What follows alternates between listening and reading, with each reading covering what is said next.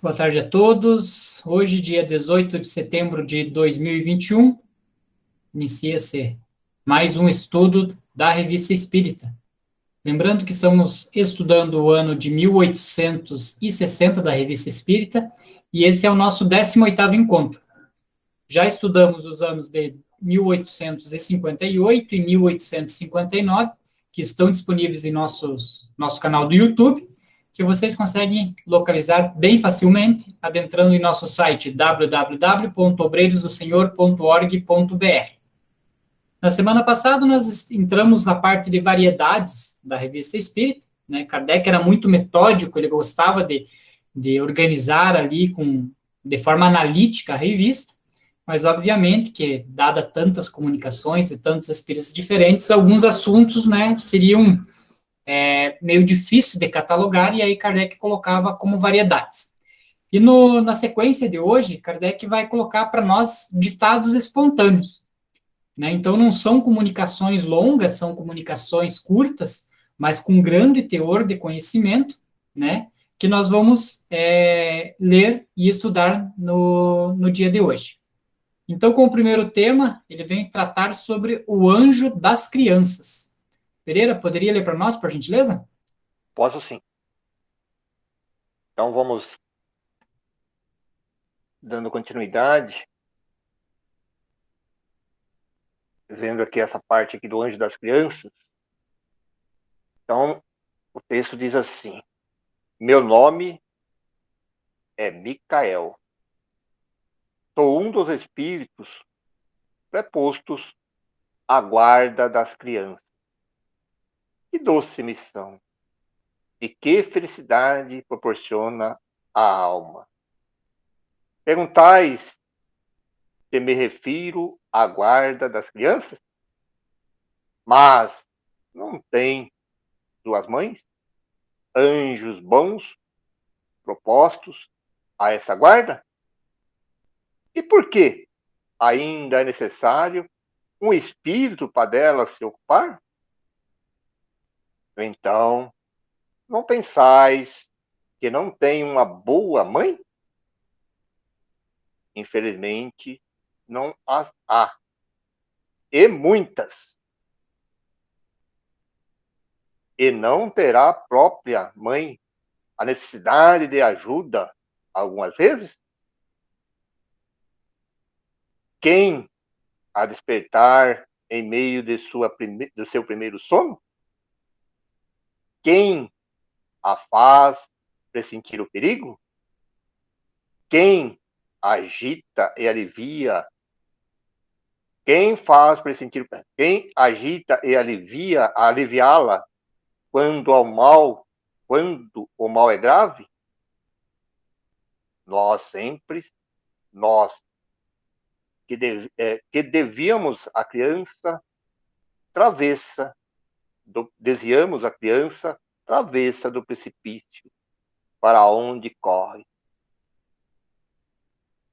Que dela desviamos os animais nocivos e afastamos o fogo que poderia misturar-se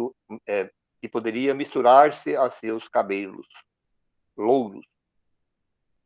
Nossa missão é suave. Somos ainda nós que lhes inspiramos a compaixão pelo, pelo pobre, a doçura, a bondade. Nenhuma criança, mesmo das piores, poderia nos irritar. Há sempre um instante em que seu coraçãozinho nos fica aberto. Alguns de vós se espantarão dessa missão, mas não dizieis frequentemente: há um Deus para cada criança, para as crianças, sobretudo para as crianças pobres? Não, não há um Deus, mas um anjo amigo. E como poderias explicar de outro modo essas salvações miraculosas? Existe ainda muitos outros poderes cuja existência nem nós mesmos suspeitais. Há um espírito das flores, dos perfumes. Há milhares cujas missões mais ou menos elevadas vos pareceriam deliciosas e invejáveis após vossa dura vida de provas. Eu os exortarei a virem aos vossos meios nesse momento. Nesse momento, sou compensada por uma vida inteiramente devotada às crianças. Cada jovem, com um homem que possui vários filhos, não tive felicidade de tê-la, de mim mesma, completamente devotada a elas.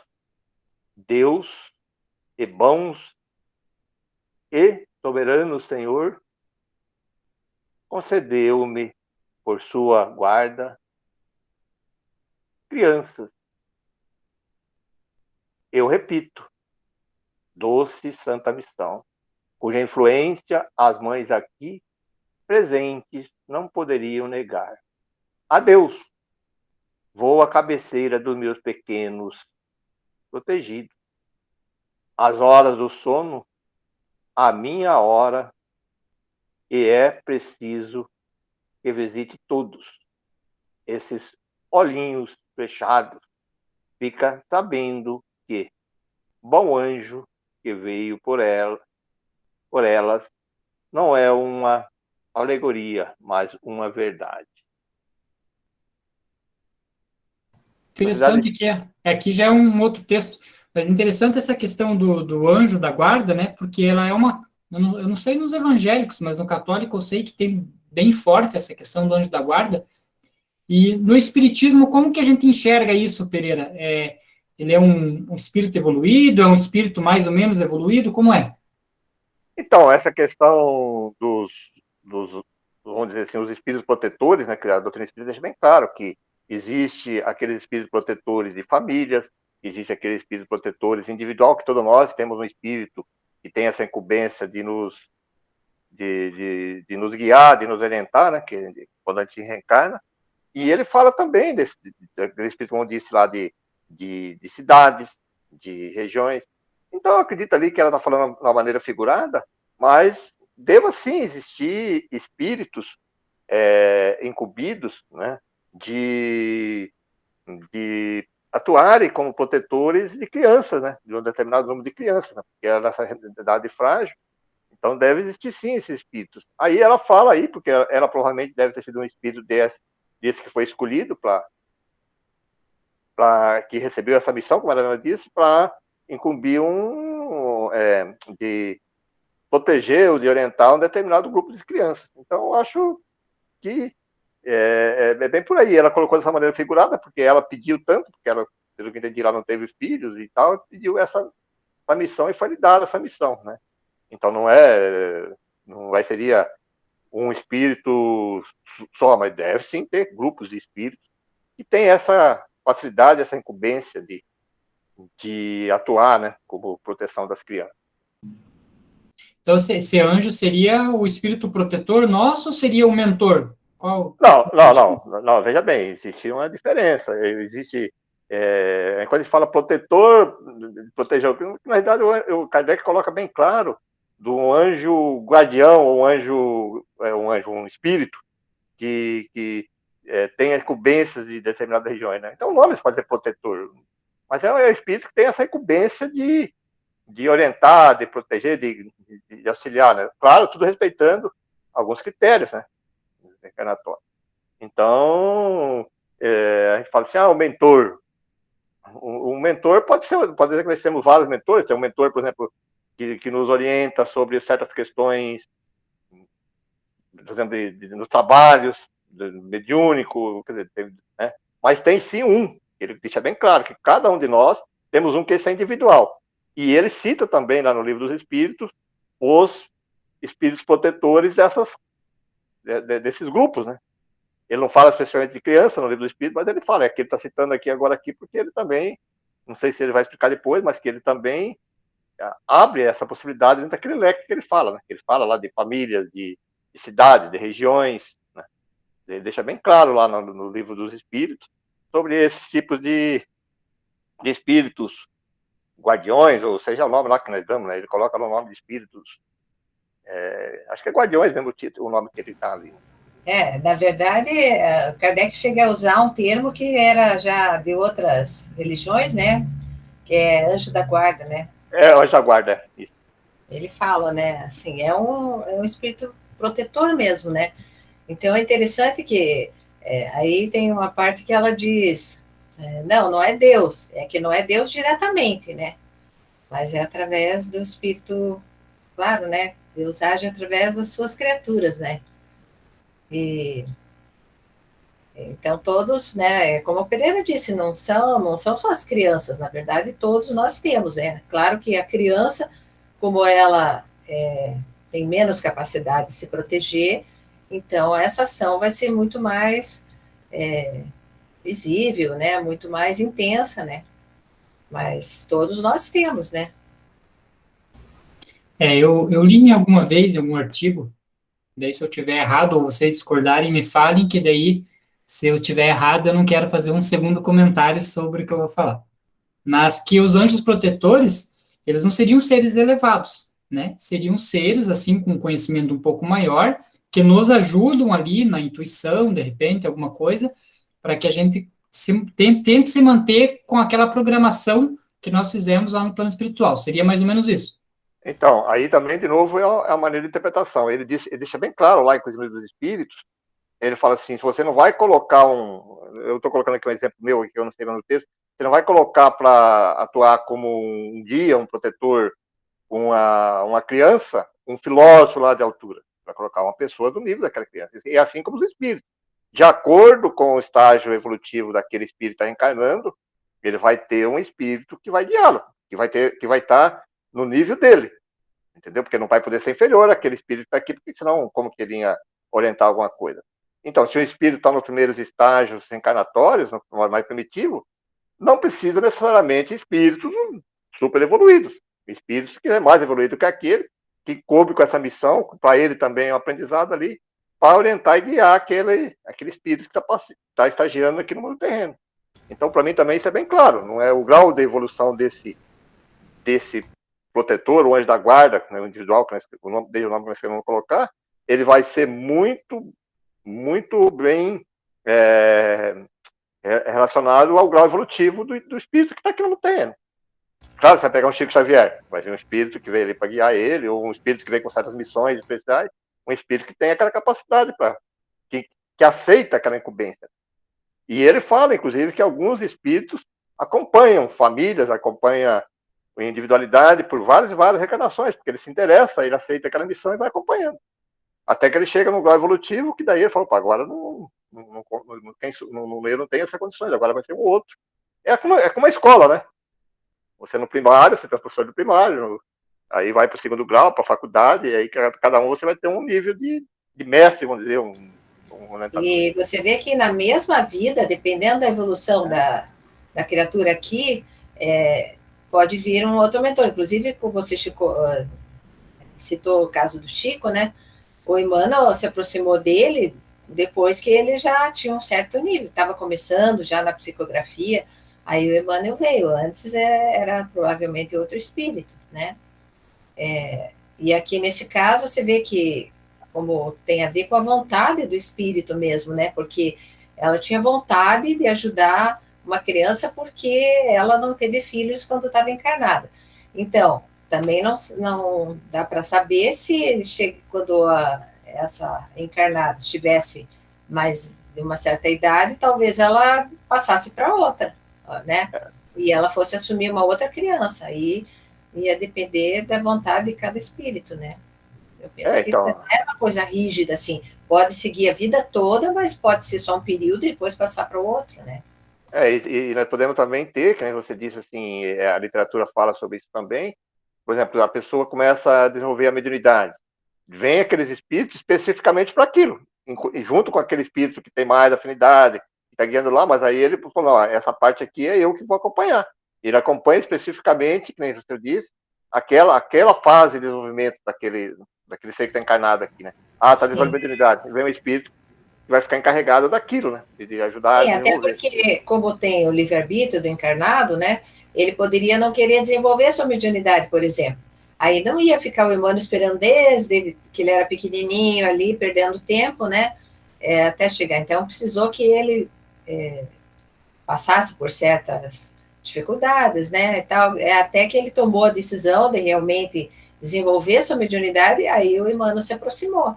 Se ele tivesse tomado outro caminho, decidido outra escolha, né? Optado outra coisa, talvez o Emmanuel nunca chegasse. Né? É por aí mesmo. E aí pode ser que aquele espírito que veio, quando nasceu, que veio com aquela incumbência, que tem uma afinidade lá, e acompanhar, ele fica meio.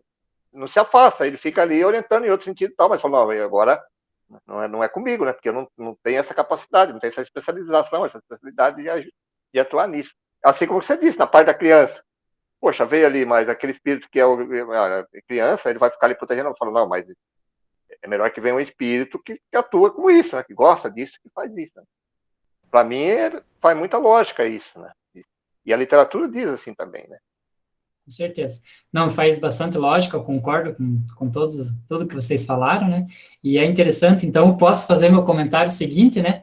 Porque é importante até coletar aí a informação de vocês que são mais estudiosos aí para ver, porque a gente sabe que citar filme, eu gosto bastante de filme, eu sempre cito filme, né, nos estudos da revista, mas a gente sabe que filme tem sua licença poética, licença literária, de produção, e às vezes ele pode destoar, né? Então não podemos levar a ferro e fogo ali o que está escrito no filme. Mas é interessante isso que o Pereira comentou, e a Sônia também embasou ali bem interessante, que é a questão de que o espírito protetor, e até como diz no texto, né, a mulher ela não teve filhos, quando ela desencarnou, foi incumbida do papel de cuidar das crianças. Ora, se ela estava encarnada, né, reencarnada, quando ela desencarnou, ela foi proteger as crianças, ela não era um espírito evoluído. Já tiramos daí a questão da evolução do espírito, né? Ela não era um espírito tão evoluído, vamos dizer assim, né? E aí, o Pereira comentou o seguinte, que não tem como você colocar, por exemplo, lá um espírito, um filósofo e tal, para uma criança que ainda não esteja no nível de evolução. E é bem interessante o filme que eu vou citar, eu não sei se vocês já assistiram, né? Quem estiver nos assistindo aí posteriormente, procure por esse filme. É um filme chamado Soul, é da Disney, né? É Soul de Alma, né?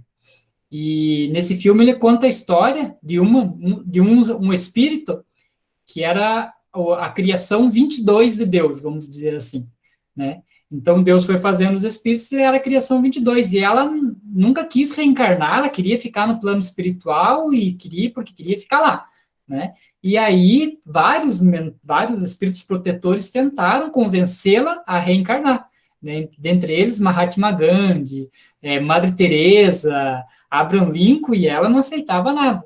E ela só foi aceitar quando veio uma pessoa simples, um ser desencarnado simples da Terra, que não tinha nada de conhecimento, e aí ela conseguiu ter aquela afinidade. Então, você vê uma criação, né, uma animação da Disney que trata bem certinho essa questão aí do plano espiritual, né, dela, no caso, lógico que você não tem a obrigação, você tem o livre-arbítrio, mas chega um momento que você é impelido e obrigado a reencarnar para poder evoluir. No caso ali, ela tinha um livre-arbítrio de não reencarnar, né? Então tem, lógico, dados ali a liberdade literária do produtor. Mas é interessante que até para criança é um filminho bem interessante de mostrar, porque ele demonstra ali o plano espiritual, ali os mentores no plano espiritual, ajudando as almas a se prepararem para vir para a Terra e tal, né? Até que ela consegue ali um espírito protetor que ela convence ela de ela vir para a Terra. Então é interessante porque se existe, né, no catolicismo, eu não consigo afirmar nas outras religiões, mas existe aí no espiritismo, então sim, né, nós sempre temos acompanhado ao nosso lado ali um espírito que está ali nos ajudando, né, dando essa intuição. Essa questão que o Lelo colocou, que a gente tem que reencarnar, sim, mas a gente tem o livre-arbítrio até um certo ponto, sempre, né? Então não é assim, não, tá determinado que você vai reencarnar agora e acabou-se. Não é bem assim, né? Então, normalmente é deixado que a gente escolha, né?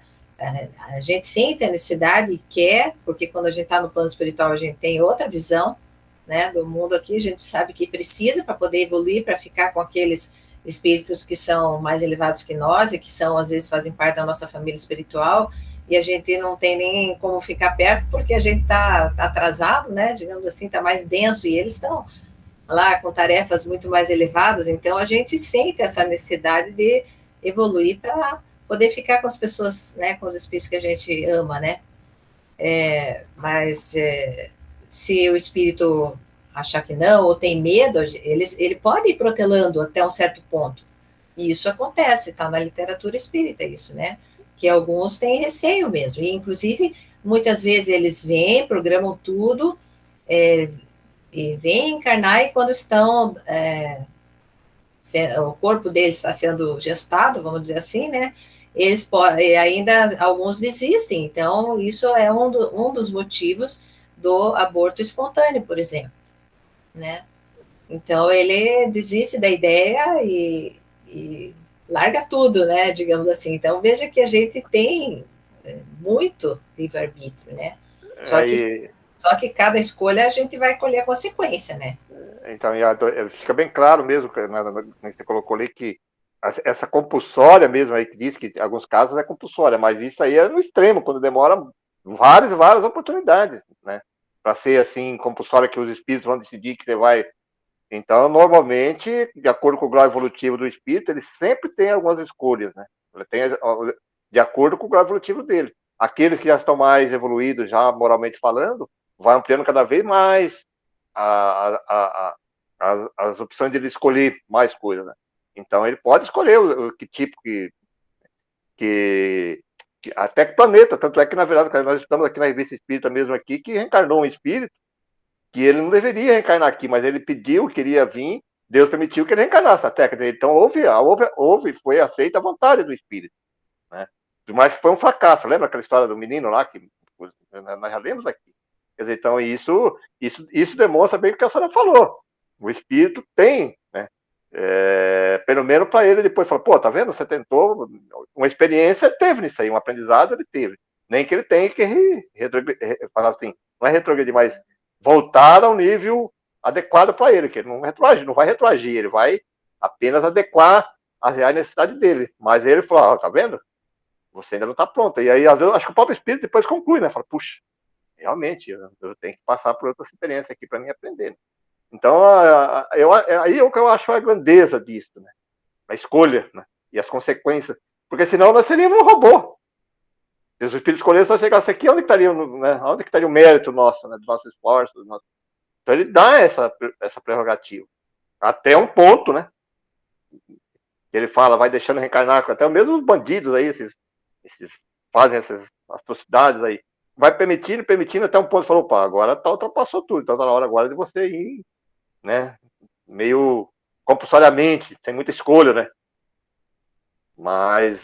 Aqui vai ser o caso da transição, nessa fase que nós estamos passando da transição planetária, né, que o Kardec disse que está sendo feita a triagem, né, isso já, desde o tempo do Kardec, já estava sendo feita essa triagem, né, então, como são muitos bilhões de espíritos que vivem aqui na psicosfera do planeta, né, isso é demorado, né, até que seja feita a triagem, né, mas isso é uma forma, né, que aí, bom, quer continuar no mal? Tudo bem, tem o direito de continuar no mal, mas só que aqui não mais, né, vai reencarnar em outro planeta, né, então, ao máximo possível, Deus oferece para a gente o livre-arbítrio, né, acho que ele sempre permite, né, que a gente faça as escolhas, porque é assim que a gente aprende, né? Através das escolhas, né? Muito mais do que quando é imposto, né? Que nem eu falei, senão, onde estaria o mérito ou uma consequência? Por que você é culpado de uma coisa que eu fui obrigado a fazer? Né? Então, como é que você agora, se eu tiver consequência de uma coisa que eu não queria fazer e você me obrigou a fazer? né? Então, quer dizer, aí não tem essa desculpa, né? Falar, pô, você aceitou, você escolheu, você optou por isso, né? Então agora você tem que assumir as consequências disso, né? E a questão de reencarnar aqui ou não é a questão que está lá na lei dos perispíritos. Quando os espíritos vão evoluindo, as próprias vibrações terrenas, né? Ele também deixa bem claro isso aí, vai modificando, que daí o espírito, nossos corpos vão mudando, né? Espiritualmente falando, encarnado. Nós não somos mais aqueles seres primitivos daquela época, a barbárie lá, o próprio nosso corpo vai mudando. E esses espíritos nem conseguem mais, tem alguns que não conseguem nem reencarnar mais por causa disso.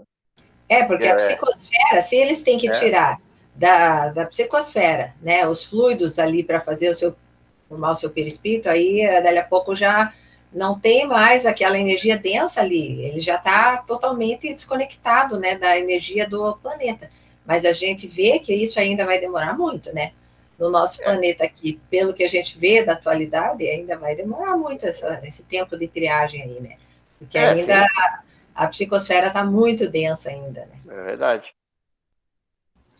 Bem legal. Bem interessante. É um tema, assim, que a primeiro momento parece ser simples, né? Mas quando a gente começa a conversar, ele vai abrindo aí outras portas aí para a gente ir comentando. Eu vou ler essa segunda parte, então, né? Já começa ali com um título bem chamativo, né? Conselhos. E se são conselhos, né, vindo do espírito, e você passou pelo crivo de Kardec, né, para ele ter colocado na revista, então vamos ver o que o espírito nos prepara aí para essa comunicação. Então, conselhos. Foi da Sociedade do dia 25 de novembro de 1859, pelo médium Sr. Rosé. Outrora, vos teriam crucificado, queimado, torturado. A forca foi derrubada, a fogueira extinta, os instrumentos de tortura destruídos. A arma terrível do ridículo, tão poderosa contra a mentira, atenuar-se-á ante a verdade. Seus inimigos mais temíveis foram encerrados num círculo intransponível. Com efeito, negar a realidade de nossas manifestações seria negar a revelação, que é a base de todas as religiões atribuídas ao demônio. Pretender que o espírito do mal venha confirmar e desenvolver o evangelho, exortar-vos ao bem e à prática de todas as virtudes, é simplesmente e felizmente provar que ele não existe.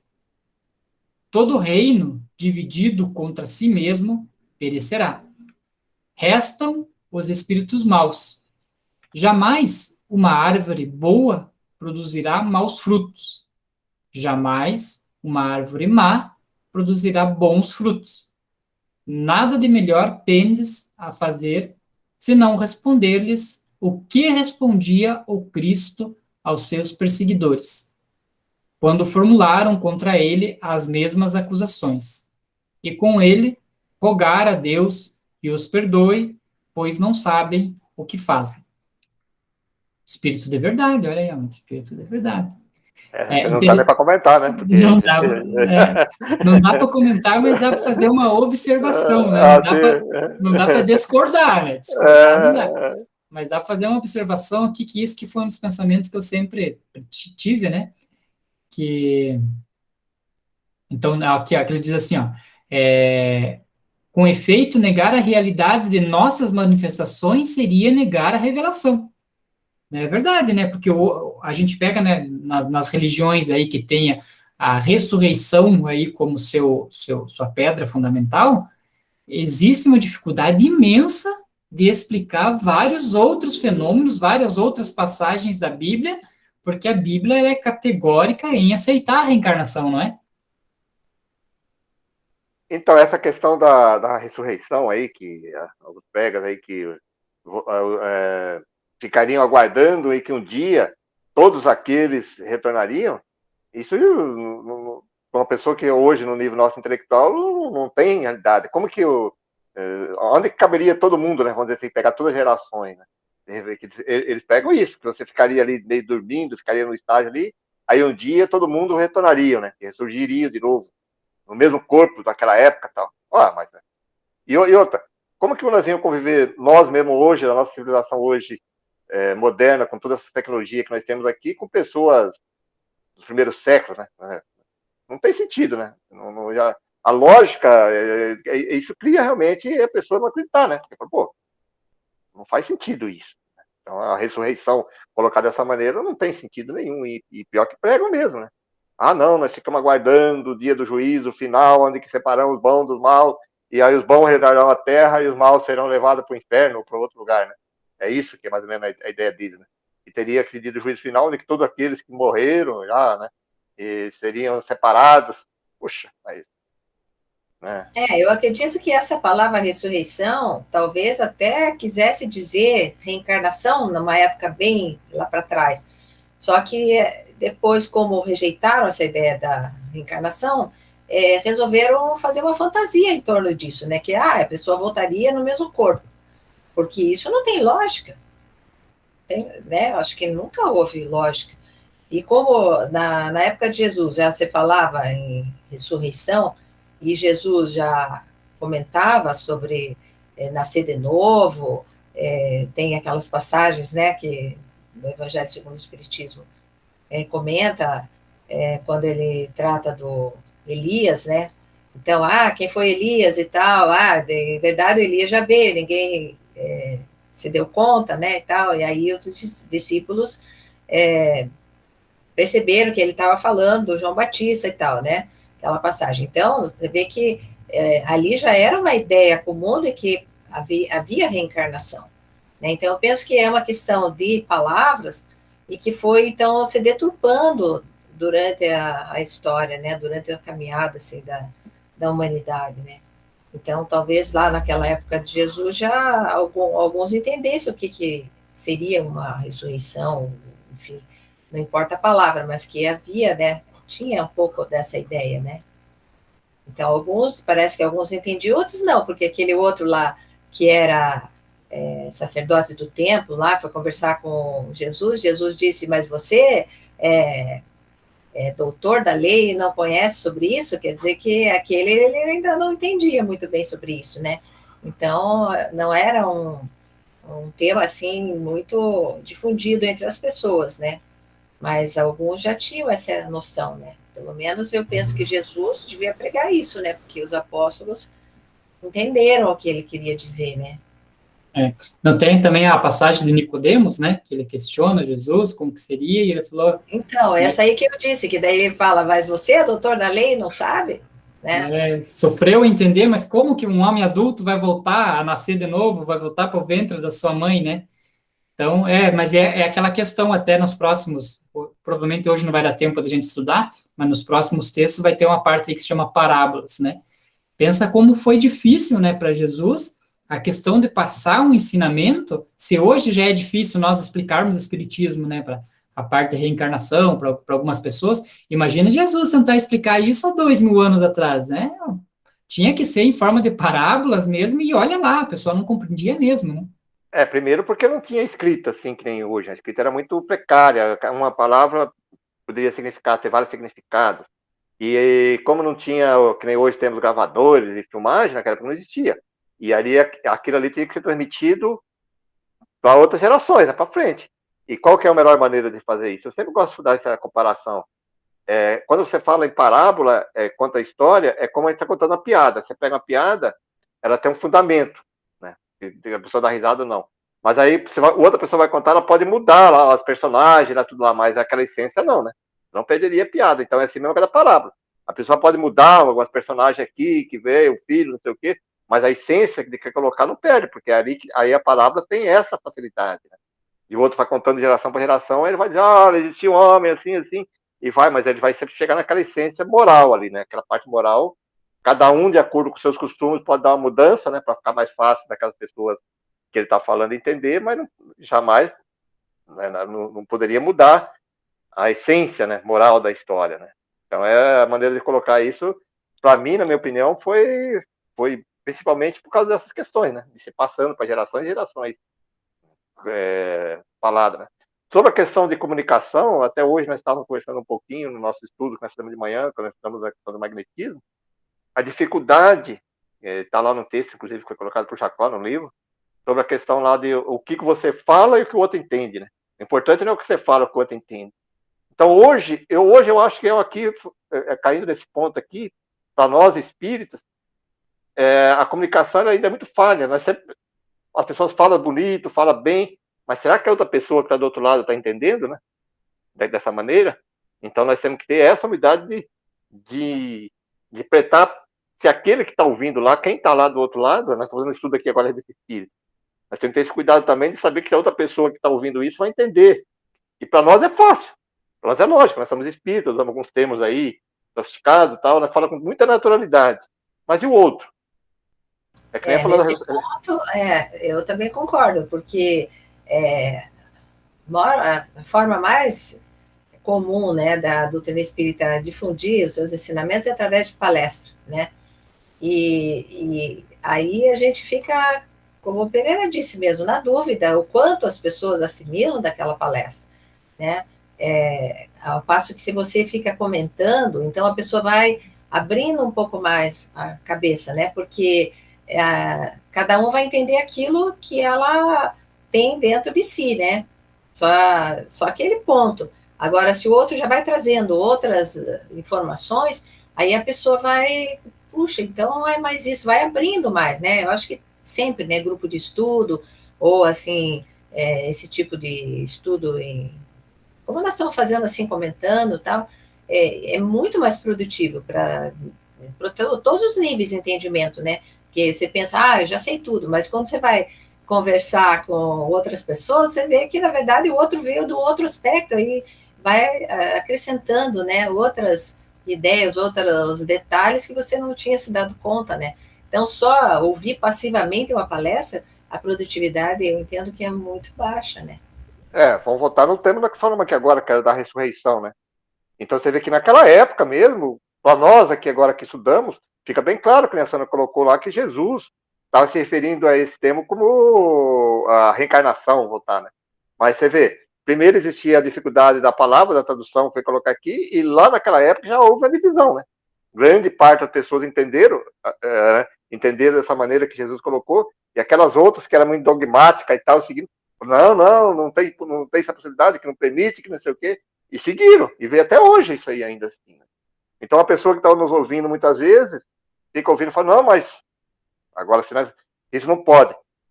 Só que nós vamos demonstrando essa lógica aqui, demonstrando toda a passagem de Jesus, ela teoricamente facilita a pessoa a compreender do que Jesus estava dizendo, né? Por isso que é importante esse comentário, né? Esses esclarecimentos, vamos dizer assim, né, do outro ponto de vista. A vantagem, né, Pereira, que como nós somos julgados por nossos atos, né, é que mesmo a pessoa não acreditando que existe uma ressurreição, uma reencarnação, né, dado a vida que ela leve nesse orbe, né, quando ela desencarnar, ela vai ter a oportunidade de reencarnação da mesma forma, né, não é porque ela não acredita que, né, é uma lei natural, uma lei universal, que é aplicada a todo mundo. Não tem Sim, é da lei, né? Você pode não acreditar que se você derrubar uma coisa pela janela, ela vai se patifar lá embaixo, mas se é da lei, não adianta, vai acontecer, né? Vai acontecer, perfeito. Eu vou deixar, então, a Sônia ler o segundo conselho aí do Espírito de Verdade, para a gente dividir essa responsabilidade, né, Sônia? Então tá, então vamos ver um outro conselho ditado ao senhor Rose e lida na sociedade também. A França conduz o estandarte do progresso e deve guiar as outras nações. Assim o provam os acontecimentos passados e contemporâneos. Fostes escolhidos para seres o espelho que deve receber e refletir a luz divina, que deve iluminar a terra, até então mergulhada nas trevas da ignorância e da mentira. Mas, se não estiverdes animados pelo amor do próximo e por um desinteresse sem limites, se o desejo de conhecer e propagar a verdade, cujas vias deveis abrir à posteridade, não for o único móvel a guiar os vossos trabalhos, se o mais leve pensamento íntimo de orgulho, egoísmo e interesse material achar lugar em vossos corações, não nos serviremos de vós senão como artífice, que provisoriamente emprega uma ferramenta defeituosa. Viremos a vós até que tenhamos encontrado ou provocado um centro mais rico do que vós em virtudes, mais simpático à falange de espíritos que Deus enviou para revelar a verdade aos homens de boa vontade. Pensai nisto seriamente. Tecei aos vossos corações, sondai-lhes os mais íntimos refolhos e expulsai com energia as más paixões que nos afastam. A não ser assim, retirai-vos antes de comprometerdes os trabalhos de vossos irmãos pela vossa presença, ou a dos espíritos que traríeis convosco. O espírito de verdade. Olha só, gente, aí não, a gente pode pensar por que não está mais a França, saiu de lá, né? Que agora, né? Logo depois da época do Kardec, isso foi em 1860, né? Daí, mais uns anos veio a Primeira Guerra, né? Mais do que 70 anos, né?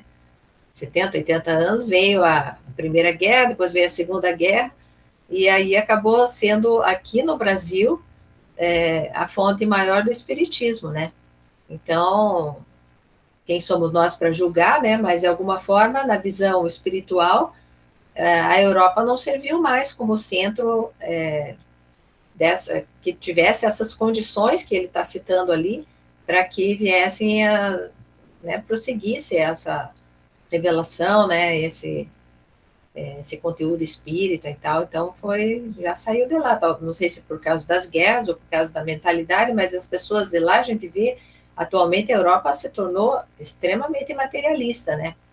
Então, a gente vê que até igrejas já se transformaram em clubes, em barzinhos e uma série de coisas. Então, isso para citar que a gente vê de fora, né, que são as igrejas, mas as outras linhas religiosas também, né, foram se apagando, infelizmente, né. Então, eu achei, nossa, muito interessante essa mensagem, porque vai depender do nosso mérito, né, do nosso esforço, da nossa vontade. Então, ele diz ali, né, se nós estamos vindo a vós, ó, até que tenhamos encontrado ou provocado um centro mais rico do que vós em virtudes. Não que o Brasil seja assim rico em virtudes, mas pelo menos é mais voltado a Deus, né? Existe uma busca maior, ou mais pessoas aqui, né? Embora, assim, digamos, as mais que aparecem mais, as mais famosas, não se encaixem nessa situação, mas a massa do povo é muito simples e muito voltado a Deus mesmo, né? Então, eu penso que tem esse substrato, né, mais importante do que esse pessoal que se voltou para o materialismo, né? Não sei o que vocês pensam. Eu acho que é aí que você falou a palavra certa. Eu acho que o materialismo, né, que a gente confunde sempre a questão intelectual, aí, altos desenvolvimentos intelectuais, mas ainda, que nem você disse ali na Europa, nesses países ditos mais desenvolvidos, tem uma predominância muito grande do materialismo. Né? Então, como nós temos que ganhar dinheiro, nós temos que fazer isso, temos que criar isso, e as pessoas esquecem um pouco das questões espirituais, das questões que realmente importam. E o Brasil tinha muito disso, né? Hoje está mudando bastante, né? Hoje nós percebemos que existe já uma divisão muito grande disso, dessas questões aí, que já existe alguma predominância, inclusive, do materialismo, mas que existe em todas as comunidades, mas naquela época mesmo, o Brasil era muito religioso, né? Por isso que talvez o Kardec colocou essa fase religiosa, né? Aí, com o advento de Chico, né? Pegou o quê? Toda essa parte mais religiosa, para a fé, porque é ali que era um campo fecundo para você colocar essas questões da doutrina espírita, né? Por mais que ela pode ter sido desvirtuada para cá e para lá, mas pelo menos a semente, né? Ela começa a gerar frutos, né? Sim, é a necessidade da humildade para você aceitar o conhecimento novo, né? Porque eles acham, não, agora tudo é ciência, tudo é a comprovação, se não tiver comprovado cientificamente, não vale. Então, aí, como que você vai comprovar cientificamente? É uma questão que é toda transcendental, né? Existem outras regiões, tipo lá da Índia também, que ela tem essa questão muito ligada ao espiritual, mas eles têm uma outra linha um pouco diferente, né? Eles pensam as coisas um pouco diferentes, que entram na questão do budismo, de outras religiões. Até hoje está vendo uma reportagem sobre o Tibete, lá eles ainda defendem muito essa questão assim, de ligação com seres extraterrestres, divindades e tal, acredita na reencarnação, mas eles misturam um pouco, começam a misturar um pouco essas coisas. Essa noção de Deus é que falta para eles, o que é Deus, né? Da unicidade de Deus, né? A vida para eles, espiritual, é uma coisa muito terrena, né? Assim, então vai e vem e tal, mas não existe um propósito, assim, de melhora interior, de que existe Deus, de que existe essa necessidade da gente progredir espiritualmente, e isso não acontece, né? Em outras religiões. Essas, né, orientais que você citou, a noção de Deus, assim, não é forte como no cristianismo, né? Eles têm a figura de divindade, mas de uma maneira diferente, que você falou. É muito para resolver as questões agora, atuais, né? Para começar, não é nem monoteísmo, né? Exato. É interessante ele pegar o começo do texto, né, que ele falou que a partir da França sairia tudo aquilo, e se a gente for remontar a história da França, a França sempre foi um celeiro mesmo de descobertas ali, né, partindo lá da época do iluminismo, né, onde o pessoal começou a pensar, aí partindo ali até na parte da Revolução Francesa, né, que a população começou a se revoltar contra os reis que eram muito autoritários e tal, aí Kardec, né, na parte espiritual, e aí vem exatamente o que o Kardec comentou num dos estudos passados, né, que ele deixava claro que não era a sociedade parisiense que ditava as regras e era o alicerce do espiritismo, né, mas que ele incentivava a todo o globo que fizesse as suas reuniões e tivesse um embasamento, né, como se estivesse já prevendo, né, que em algum momento ali a Europa, a França, ela ia se destoar e ia meio que se afastar disso. E isso é interessante, né, que nem o livro do Chico lá, né, do Brasil, lá, como que é? Brasil, Pátria do Evangelho, Coração do Mundo, Pátria do Evangelho, né?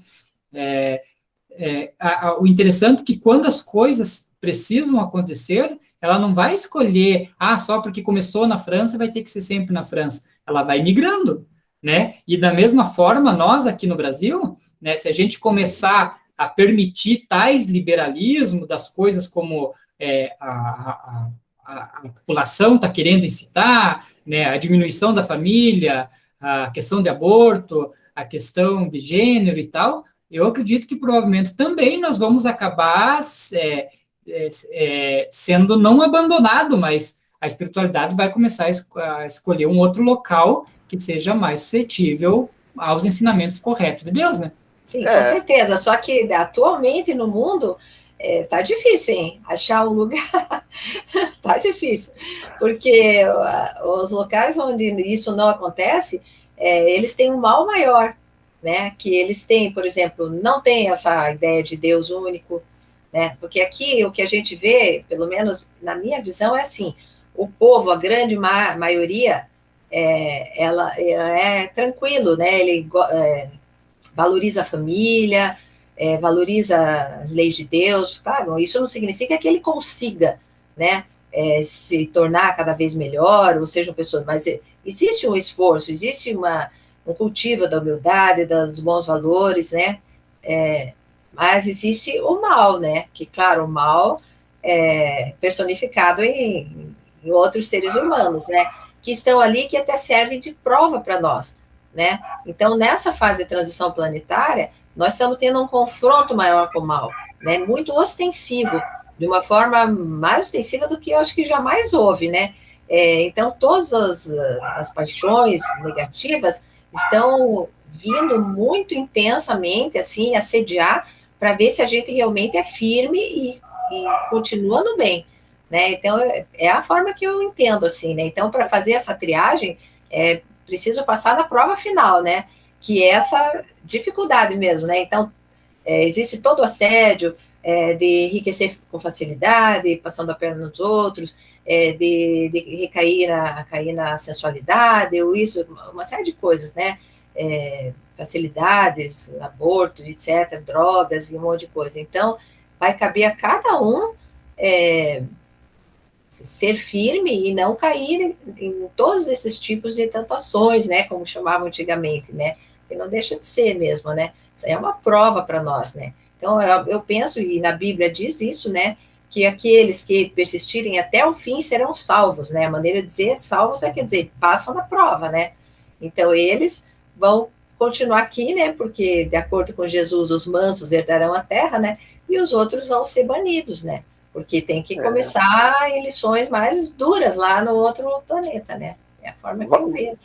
Vamos pensar assim, eu estava colocando agora aqui, que nós falamos assim, por que o Espiritismo surgiu na França? Vamos partir do seguinte princípio, você vai implantar uma nova filosofia, nova ideia. Qual o lugar melhor? Seria na França, exatamente como o Lelo falou. Primeiro, pela credibilidade. Né? Daí eles analisavam bem as coisas racional, na lógica. Então você precisava ter credibilidade em termos de mundo. E lá tinha.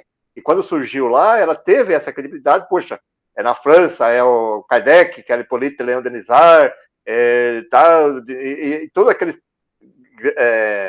público que foram aprovando, aceitando a doutrina espírita, deu credibilidade. E ela foi implantada.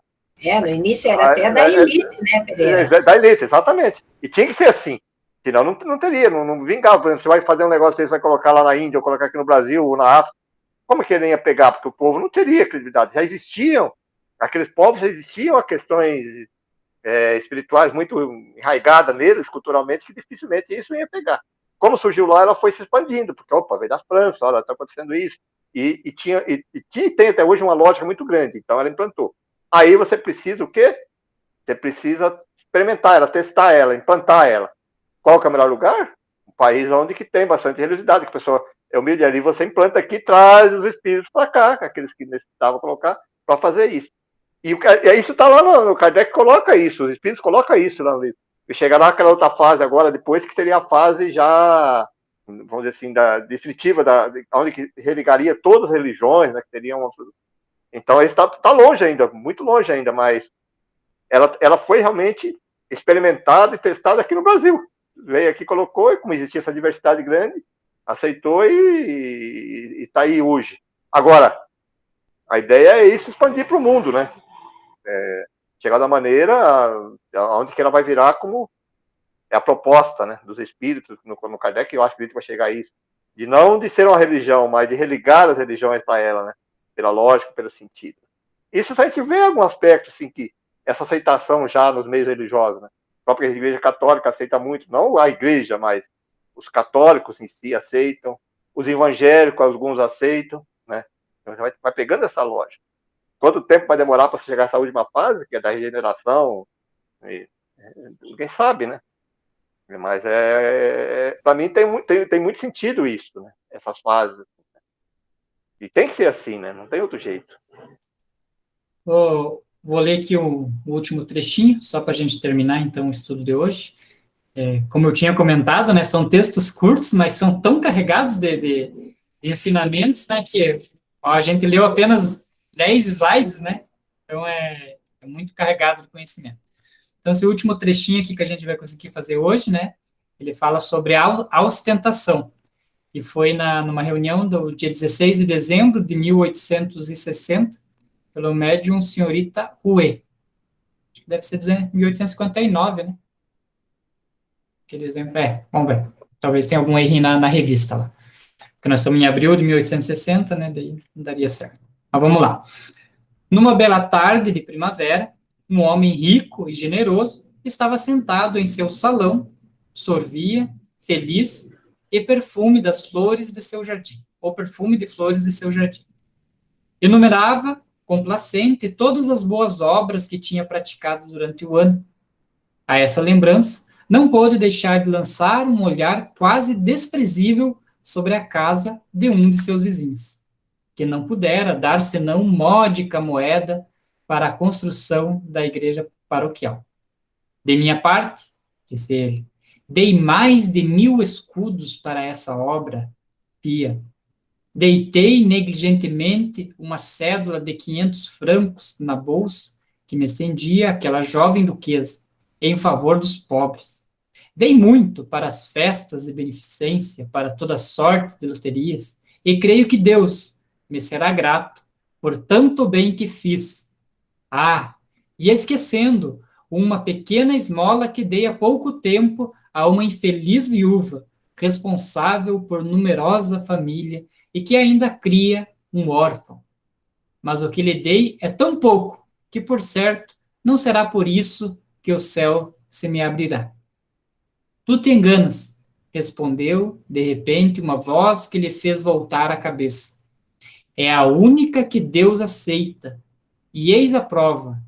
No mesmo instante, uma mão apagou o papel, uma mão apagou o papel em que ele havia escrito todas as suas boas obras, deixando apenas a última. Ela o levou ao céu.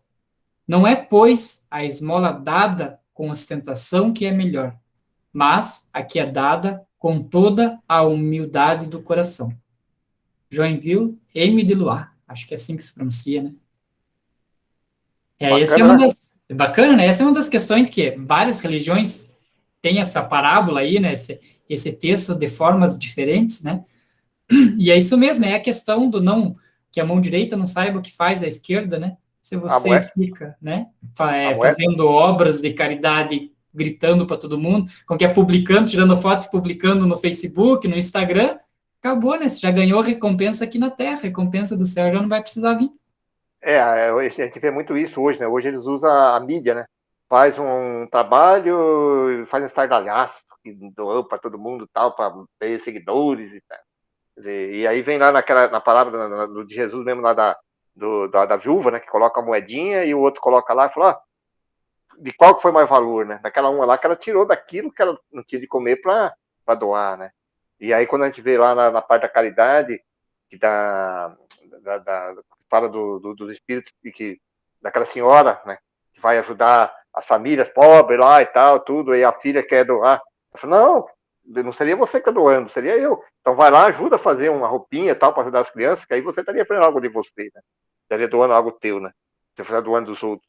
E aí, até quando chega a pessoa na casa, que ela fala para não colocar lá, ela faz para a pessoa não identificar, né, que ela era que estava doando lá, ajudando lá. Né? E até ela cita ali até a roupa, né? Vai com a carruagem mais simples, com a roupa mais simples, porque a pessoa hoje vai fazer uma doação, vai com a roupa toda ostentada, lá, com o carrão lá de primeiro lugar para chegar, né, para atender. Tá querendo ostentar, né? Isso é uma coisa muito importante, né? Da gente rever. A gente vê até no próprio movimento espírita mesmo, muitas vezes assim, algumas pessoas fazem muita alarde de algumas coisas. Né? E esquecem daquelas coisas anônimas que as pessoas têm que fazer mesmo, fazer porque está sentindo bem. Eu tenho uma coisa comigo, às vezes, se você não quiser fazer alguma coisa, você não faça, se você fazer contrariado, é melhor não fazer, né? Quer dizer assim, não é que você vai falar, eu vou. Pode ser até que você contrariado, diga assim, mas, puxa, se você não concorda, não...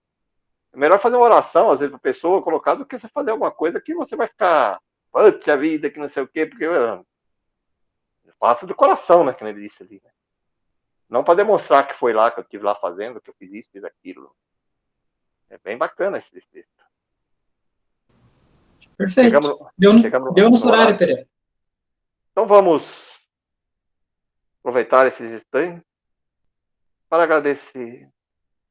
Hoje, como tivemos dois textos aí do Espírito de Verdade, que nós sabemos que esse Espírito de Verdade era Jesus, que na sua humildade, para nos exaltar as pessoas que estavam recebendo a mensagem, mesmo os médios, mesmo o grupo, resolveu colocar o título de Espírito da Verdade, não identificando como Jesus.